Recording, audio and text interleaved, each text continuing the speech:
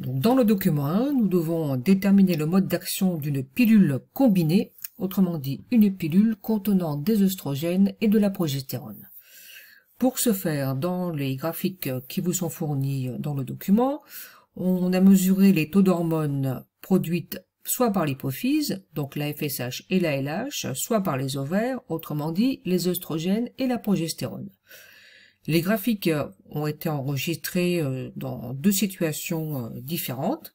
Vous avez ici le premier cycle qui est réalisé sans contraception. Donc ce premier cycle théorique va du premier jour jusqu'au 28e jour. Il s'agit donc, dans un premier temps, de décrire ce graphique.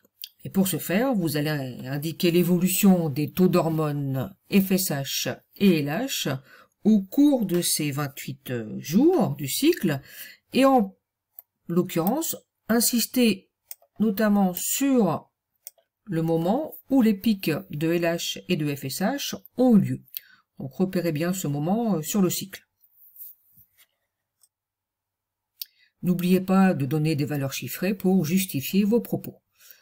Dans un second temps, on va passer à la deuxième partie du graphique qui correspond au traitement avec le contraceptif oral. Donc de la même manière, vous allez repérer ce deuxième cycle théorique de 28 jours. Donc on s'est arrêté au 28e jour, on rajoute 28 jours. Voilà votre deuxième cycle, cette fois-ci avec traitement avec une pilule combinée. Donc là encore, eh bien, il faudra décrire l'évolution des taux de LH et de FSH, indiquer des valeurs pour justifier vos propos et essayer de comparer les événements entre le cycle 1 et le cycle 2. En l'occurrence, vous repérez si on a les mêmes évolutions au même moment dans les deux cycles.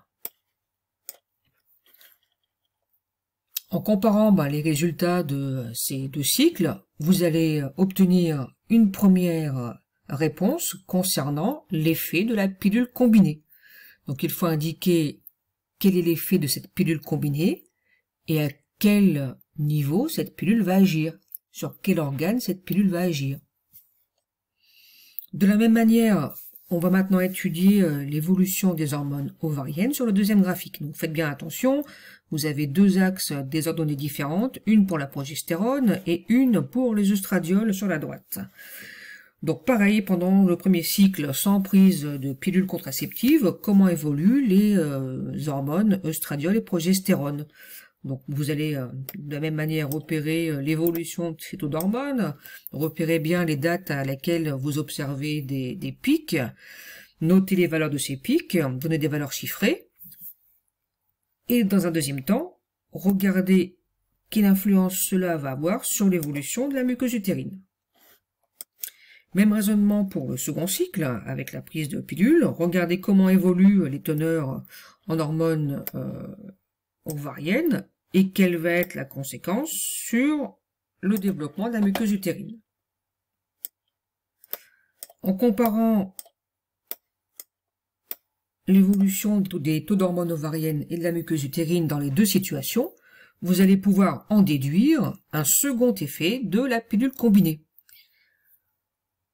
En bilan de l'étude de ce document, vous devez aboutir à une cascade de réactions, autrement dit, la pilule va agir sur quel organe et quelle va en être la conséquence.